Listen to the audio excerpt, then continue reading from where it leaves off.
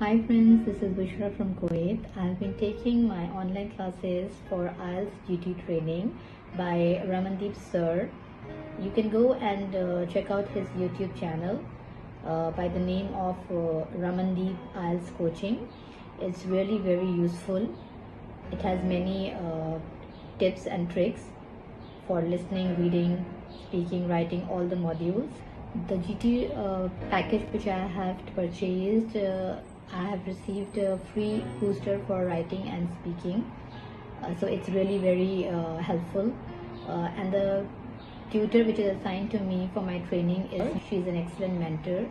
She explains all the modules in detail and very thoroughly and makes sure that the student is understanding it properly.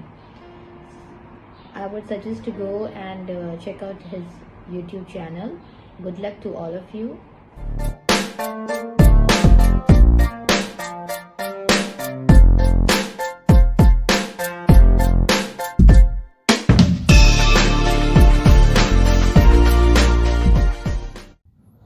Hi friends, and how are you doing today? Are you fed up of taking the IELTS exam over and over? कभी किसी एक module में, कभी किसी दो module में, हर बार आपका score effect हो जाता है लेकिन आपका डिज़ायर्ड स्कोर नहीं आ रहा है। और ऐसी कहानियाँ मेरे को डे इन डे आउट सुनने को मिलती हैं। रिसेंटली किसी ने मुझे देहरादून से कॉल किया जिनके बच्चे के 8 बैंड तक आ रहे हैं। स्पीकिंग में 8 बैंड, लिसनिंग में 8 या 9 बैंड, और जब रीडिंग में आता है स्कोर तो 7 बियॉन्ड आ जाता है, लेकिन राइटिंग में 5.5। And similarly is the case कि और मॉड्यूल में आ जाते हैं लेकिन रीडिंग में 5.5 रह जाता है। तो यार आईडीपी मुझे समझ ही नहीं आ रहा कर क्या रहा है। पता नहीं कब तक ये ऐसे ही करता रहेगा और अपनी रेपुटेशन अफेक्ट करवाता रहेगा। The fact is that IDP को पता है कि एक बार आप हमारे हाथ से निकल गए, जब आपके डिज़ायर्ड एंड एक्सपेक्टेड स्कोर आ गए, उसके बाद आपको आईडीपी की क्या ज़रूरत। लेकिन समझना चाहिए कि अगर एक डिज़र्विंग स्टूडेंट 8 बैंड स्पीकिंग में ले सकता है तो हाउ कम उसके राइटिंग में 5.5 रह जाए। हाँ, हो सकता है ऑन अ गिवन डे वाकई को उसने ब्लंडर कर दिया, लेकिन ये तो नहीं है कि 2 बार 3 बार देने पर भी ऐसा ही रहे।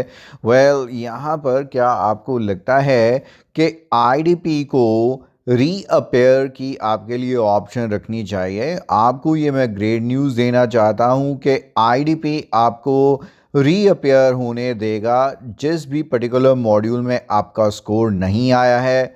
लेकिन मैं आपको बताना चाहूँगा, आज है 1 अप्रैल, दी अप्रैल फूल्स डे। तो अब गुस्सा मत कीजिएगा, गालियाँ मत निकालना शुरू कर देना कमेंट सेक्शन में। But the fact is that ये बहुत ही रियलिस्टिक बात होगी अगर ये आईडीपी समझ ले और वाकई ही एक ये ट्रस्टवर्दी ऑर्गेनाइजेशन है और जिसका मोटिव सिर्फ और सिर्फ आपकी इंग्लिश प्रोफिशिएंसी या एबिलिटी को एवेल्युएट करना है और इंश्योर करना है कि आपकी इंग्लिश उस लेवल की है कि आप किसी इंग्लिश स्पीकिंग कंट्री में मूव कर सकते हैं।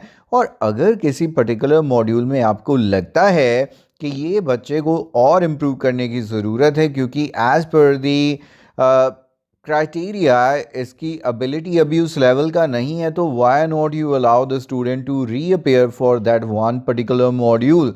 आप चार्ज लेना चाहेंगे, ऑफ कोर्स वो स्टूडेंट पे करने के लिए रेडी हैं, बट यार ये मत करो कि हर बार एक बार किसी एक मॉड्यूल में, दूसरी बार किसी और मॉड्यूल में you are giving no choice to the student. और इतना स्टूडेंट फेडअप हो रखे हैं जब से ब्रिटिश काउंसिल गया है, क्योंकि उनके पास अब कोई और ऑप्शन भी नहीं बचा, because there is a complete monopoly of IDP in India.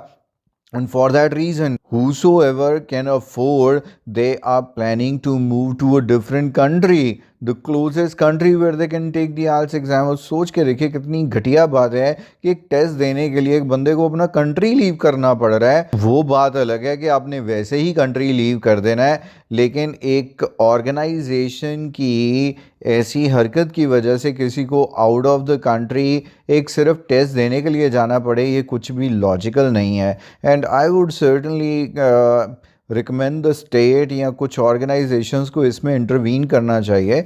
ऐसा नहीं होना चाहिए कि कम्प्लीटली ये आईडीपी और आईडीपी अपनी जो मर्जी मनमानी करता रहे। कुछ ना कुछ तो कंट्रोल इसके ऊपर भी होना चाहिए। कुछ ऐसी ऑर्गेनाइजेशन होनी चाहिए जिसे स्टूडेंट अप्रोच करे, जिसे लगा कि उसके साथ कुछ अनफेयर हुआ है और आईडीपी को उस ऑर्गेनाइजेशन को आंसरेबल होना चाहिए और जस्टिफाई करना चाहिए that there is a complete transparency in the procedures. And अगर आपको लगता है कि वाकई ये रीअपेयर का आइडिया वाकई लॉजिकल और ऐसा होना चाहिए और एक थर्ड पार्टी ऑर्गेनाइजेशन को ज़रूर इसमें इन्वॉल्व होना चाहिए, कमेंट सेक्शन में यस ज़रूर लिखिएगा। और आप सबको अप्रैल फूल मुझे याद दिलवाना था कि अगर आपने किसी को नहीं बनाया है तो बना लीजिए, अभी टाइम रहता है, पूरा दिन पड़ा है। बस हल्का फुल्का सा हो कि किसी का नुकसान ना हो। And enjoy your day and I will catch you very shortly in my next video. Take care of yourself. Bye bye for now.